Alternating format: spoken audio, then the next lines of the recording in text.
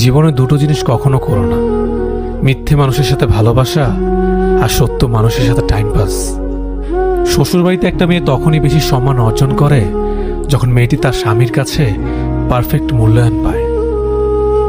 আগে মানুষ অশিক্ষিত ছিল, কিন্তু পরিবারগুলো যৌথ ছিল। আজ মানুষ শিক্ষিত, কিন্তু পরিবারগুলো খণ্ডিত। পুরুষ পরাজিত হয় রূপের কাছে, আর নারী পরাজিত হয় টাকার কাছে। এটা অপ্রিয় হলেও সত্যি। জীবনে একটা কথা মনে রেখো, কাউকে কাঁদিয়ে নিজের স্বপ্ন সাজানো যায় না। রাগ আর বাজে কথা সুন্দর সম্পর্ককে নষ্ট করে। অতএব অহেতুক রাগ করা ও বাজে কথা বলা থেকে বিরত থাকুন। প্রত্যেকটি সম্পর্ক যাই হোক না কেন, হীরের মতোই হওয়া উচিত। দেখতে ছোট হলেও অনেক দামি ও অমূল্য।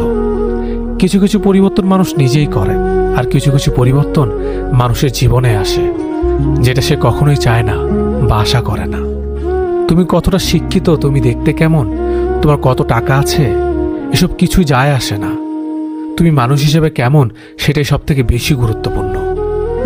সম্পর্ক টিকিয়ে রাখার সবচেয়ে সহজ সূত্র হ্যাঁতে হ্যাঁ, নাতে না, তালে তাল মিলিয়ে চলা। ঝগড়ার সময় মাথা ঠান্ডা রেখে কথা বলা উচিত। মনে রাখবেন, ঝগড়া হয়তো একসময় মিটে যায়, কিন্তু হৃদয় ছিঁড়ে গিয়ে রক্তক্ষরণের মতো কথাগুলো কোনোদিনই মিটে না। এমন প্রেম করো না সকালে আছে বিকেলে নেই। এমন বন্ধুত্ব করো না যা সময়ের সাথে সাথে দূরে সরে যায়। এমন ভালোবেসো না যেখানে অভিনয় ছাড়ার কিছুই নেই। কারো কাছে এমন কিছু চাওয়া উচিত নয় যা সে দিতে পারবে না। হয়তো তোমার না পাওয়ার কষ্ট থেকে তার না দিতে পারার কষ্ট বেশি হবে।